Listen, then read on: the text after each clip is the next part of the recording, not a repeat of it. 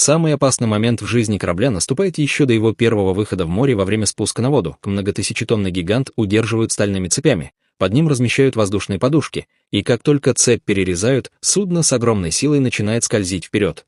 Одной малейшей ошибки достаточно, чтобы корабль перекосился, подушки лопнули и произошла смертельно опасная авария, поэтому здесь каждая секунда требует абсолютной точности и контроля.